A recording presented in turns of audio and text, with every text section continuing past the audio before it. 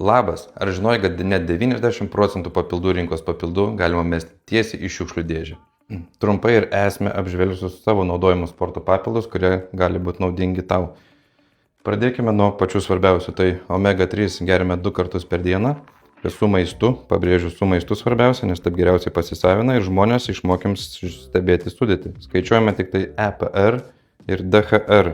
Paprastam žmogui nesportuojančiam, sakykime, būtų 2-3 gramai profilaktiškai, smegenims kraujotakai sportuojantiems 3-4 gramai. Papildas numeris 2 tai būtų kreatino monohidratas. Jėgai, atsistatymui, raumenims. Žiūrim kepurės ženkliukas, kad būtų ir gera firma. Venkite Ostrovit ir Actiflab. Papildas numeris 3 būtų arba vitaminas D arba magnis. Magnį gal palikime 4 vietoje, tik svarbiausia atsiminkit su magniu, kad imate bisciklinado pačią geriausią formą, kurį pasisavina ir venkite oksidų. Kitas sporto papildas visiems sportuojantiems tai be abejonės būtų proteinas arba lietuviškai baltymai.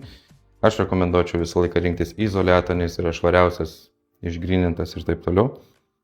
Rekomenduoju visą laiką žiūrėti sudėtį, kad būtų minimaliai 80 gramų baltymo 100 gramų. Nors tiesą pasakius, būtent šitame, kurį rekomenduotų, nežinau, dauguma sportininkų jis patenka į top 3 visų geriausias apžvalgas. Čia tai yra 76 gramai. Bet pats jį naudojau puikiai maišusi, viskas su juo yra tvarkoj. Tiesą pasakius, aš jau pusę metų nevartoju baltymų ir nematau absoliučiai jokio skirtumo. Nei formoje, nei veidrodyje, nei sporto salėje. Kodėl aš nematau jokio skirtumo jau kokį pusę metų nevartodamas proteinų baltymų? Nes aš renkuosi juos iš maisto. 2 gramai per 1 kūno kilogramą, tai trumpai tariant, jeigu lengviau skaičiuoti, tu sveri 100 kg, tai valgyk 200 gramų susirink iš maisto. Ir man atrodo, kad tikrai nebereikia baltymų. Bet jeigu tu nori pasiskaninti savo, nežinau, avižinę košę ar kokius nors dripsnius, ar jogurtą graikišką, įsidėk baltymų, nieko neprarasti. Šiaip didelis klausimas apie amino rūgštis BCAA ir EAA. Aš sakyčiau, BCAA tikrai metam į šiukšlių dėžę, EAA klausimas, bet aš naudoju EAA treniruotės pabaigoje, nes aš negeriu baltymų, kaip didžioji dalis daro po treniruotės. Tu ašvaganda ir vitaminas C, vitaminas C turbūt nereikia aiškinti, kas tai.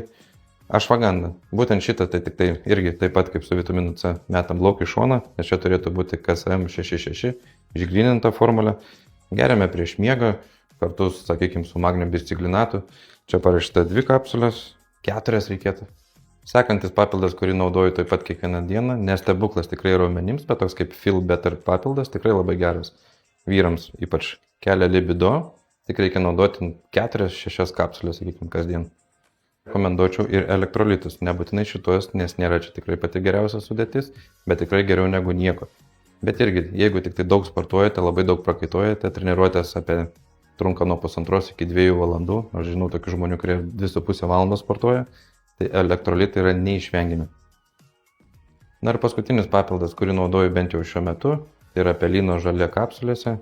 Dauguma žino tai pelyno arbata, bet daug kas kapsulių nežino, kad yra. Tai gerime kapsulės, išvalo žarnyną, gerina virškinimą. Tai kol kas tiek, atminkime, kad pagrindas omega 3 kreatino monohidratas bei vitaminas D, o visą kitą apsilipdome pagal poreikius, kam ko reikia ir kam ko trūksta. Iki!